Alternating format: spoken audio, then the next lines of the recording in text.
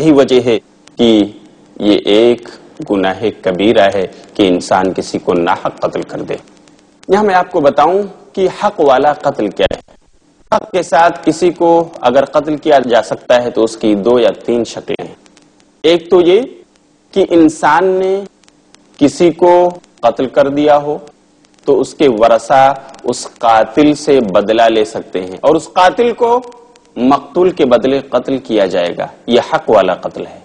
Number 2، ایک وہ انسان جو شادی شدہ ہے، اس کے پاس بیوی بچے ہیں، پھر بھی وہ بلاತ್ಕಾರ کا مرتکب ہوتا ہے، زنا کرتا ہے، تو ایسے زانی کو اگر حکومت وقت جو مسلمان حکمراں ہے اگر وہ اس کی عدالت میں حاضر کیا جاتا ہے تو اس مسلمان حکمراں جو بحیثیت قاضی اور جج بھی ہے اس کے سلسلے میں فیصلہ فرمائے گا کہ اسے قتل کر دیا جائے، کیونکہ وہ شادی شدہ ہونے کے باوجود زنا کر رہا ہے۔ اسلام کا حکم یہ حق والا قتل ہے۔ اسی طرح اگر کوئی انسان فساد فی الارض کا مجرم ہے، اس روئے زمین پر فساد پھیلاتا ہوا پھر رہا ہے، تو اسلام نے اس کے بھی قتل کی اجازت دی ہے۔ فساد فی الارض کے جرم میں یہ 2-3 قسم کے لوگ ہیں جنہیں اسلام نے قتل کی اجازت دی ہے۔ قتل کے بدلے قتل، کوئی شادی شدہ زناکار ہے، بلاತ್ಕಾರ کرنے والا ہے، اس کی بیوی بچے ہیں، پھر بھی تو اسے قتل کیا جائے گا۔ ایسے ہی زمین میں کوئی کرپشن پھیلاتا ہوا پھر رہا ہے تو اسے بھی اس کے شر و فساد سے انسانیت کو بچانے کے لیے اسے بھی قتل کیا جائے گا اگر اسلامی حکومت ہے تو اس کے اندر۔ اس کے علاوہ باقی جتنے بھی قتل کیے جاتے ہیں وہ قتل ناحق کے دائرے میں آتے ہیں اور یہ بڑا گناہ ہے۔ ہم یہاں لیتے ہیں ایک چھوٹا سا بریک اور ملیں گے پھر تھوڑی دیر کے بعد، تب تک کے لیے اجازت۔ والسلام علیکم ورحمۃ اللہ وبرکاتہ۔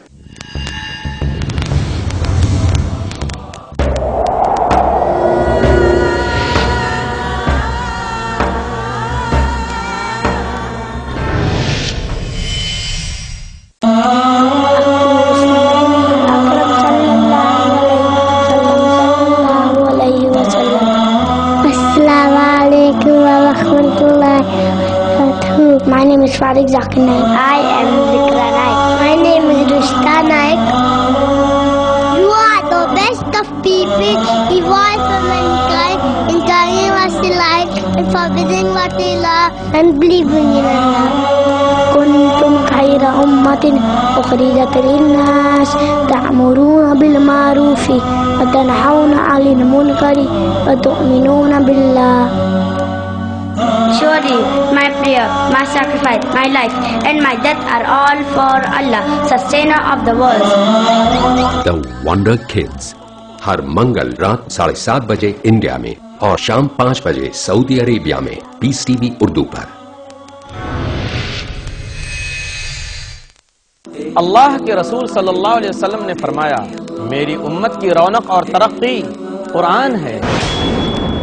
قرآن اللہ کی آخری کتاب ہے جو آج بھی اسی طرح محفوظ ہے جس طرح اس کا نزول ہوا تھا، اور قیامت تک اللہ ہی اس کا نگہبان ہے۔ اللہ کے اسی لازوال اور بے مثال کلام کا تذکرہ ذکر قرآن۔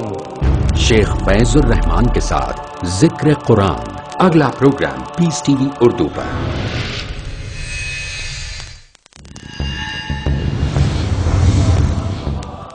معزز ناظرین کرام، وقفے کے بعد میں پھر آپ کے سامنے حاضر ہوا ہوں اسی قتل ناحق کی بات لے کر جو میں آپ سے کر رہا تھا۔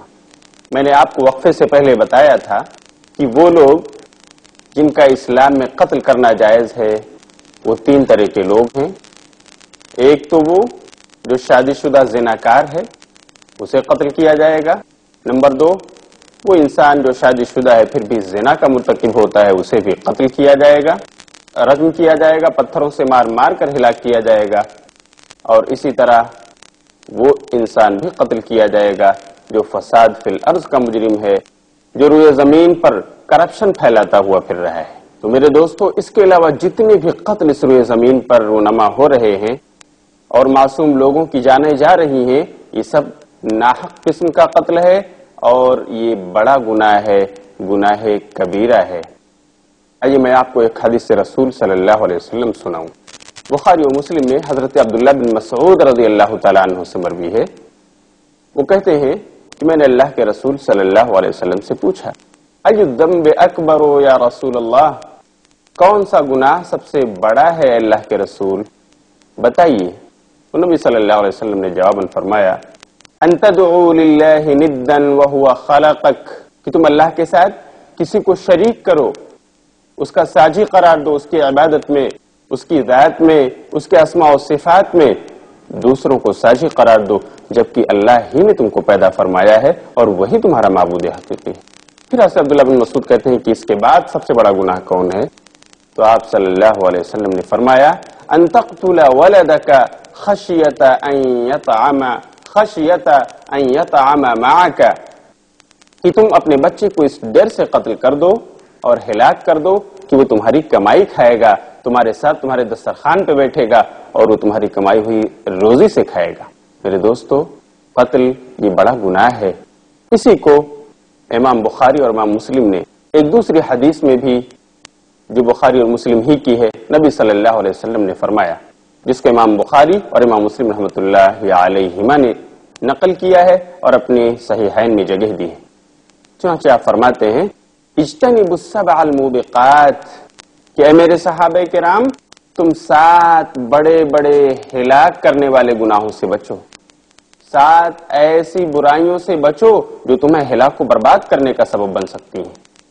اور ان میں سے آپ نے ایک چیز اور ایک گناہ یہ بتایا کہ تم کسی کو قتل کر دو جس کا قتل اللہ نے حرام کیا ہے، یعنی تم ناحق طور پر کسی معصوم کی جان لے لو، حالانکہ اللہ تعالیٰ نے اس کے قتل کو حرام قرار دیا ہے اور تمہاری ذمہ داری ہے کہ اس کی حفاظت کرو۔ تو قتل یہ بہت ہی بڑا گناہ ہے، جس کا مجرم اگر اس نے توبہ نہ کر لی اس دنیا کے اندر تو وہ قیامت کے دن بخشا نہیں جائے گا، بلکہ وہ قابل سزا ہوگا۔ اللہ رب العالمین نے اس کے لیے سزا کی وعید سنائی ہے، جیسا کہ سورہ نساء سورہ نمبر 4 اور آیت نمبر 93 میں ارشاد فرمایا ہے کہ وہ شخص جو کسی کو قتل کر دے ناحق تو اس کی سزا جہنم ہے۔ اللہ فرماتا ہے وَمَن يَقْتُلْ مُؤْمِنًا مُتَعَمِّدًا فَجَزَاؤُهُ جَهَنَّمُ خَالِدًا فِيهَا وَغَضِبَ اللَّهُ عَلَيْهِ وَلَعَنَهُ وَأَعَدَّ لَهُ عَذَابًا عَظِيمًا، کہ وہ شخص جو کسی کو جانتے بوجھتے قتل کر دے ناحق طور پر، جو جانتے بوجھتے کسی مومن کا قتل کر دے متعمدًا فَجَزَاؤُهُ جَهَنَّمُ، تو اس کا بدلہ ہے جہنم، تو اس کا بدلہ ہے دوزخ۔ قیامت کے دن اسے دوزخ میں، جہنم کی آگ میں ڈالا جائے گا، خالدن فیہا، جس میں وہ ہمیشہ ہمیشہ رہے گا۔ وغضب اللہ علیہ، اور اللہ کے غضب کا وہ مستحق ٹھہرا، ولعنہ، اور اللہ کی لعنت کا بھی وہ مستحق ٹھہرا، واعد لہ عذابا عظیما، اور اللہ نے اس کے لیے بہت ہی بڑا عذاب تیار کر رکھا ہے۔ پیارے ناظرین، قرآن کریم کی اس آیت کی روشنی میں کسی کا ناحق قتل کرنا، کسی معصوم کی جان لینا، یہ گناہ کبیرہ ہے، جس کی سزا اللہ رب العالمین نے جہنم کی آگ کی شکل میں تیار کر رکھی ہے۔ اس لیے ابھی سے ہمیں اپنے آپ کو سنبھالنا ہوگا، اپنی سوسائٹی کو سنبھالنا ہوگا، اپنے دیش کو سنبھالنا ہوگا، اپنے کنبے قبیلے اور معاشرے کو سنبھالنا اور سمجھانا ہوگا کہ اسلام کی تعلیمات کیا ہیں۔ پوری دنیا میں اس کا چرچا کرنا ہوگا کہ انسان خواہ وہ مسلم ہو یا غیر مسلم ہو، اس کی جان کی قیمت کیا ہے، تاکہ یہ قتل و غارت گری کا بازار جو آج گرم ہے یہ بند ہو، یہ کم ہو اور لوگ سکون اور اطمینان کی زندگی جی سکیں۔ آئیے میں آپ کو ایک حدیث رسول اور سناتا ہوں جسے امام بخاری اور مسلم دونوں نے نقل کیا ہے۔ اس میں اللہ کے رسول صلی اللہ علیہ وسلم فرماتے ہیں کہ کبھی کبھار ایسا ہوتا ہے کہ قتل کرنے والا وہ بھی جہنم میں جاتا ہے اور جس کو قتل کیا گیا ہے وہ بھی جہنم میں جانے کا مستحق ہو جاتا ہے۔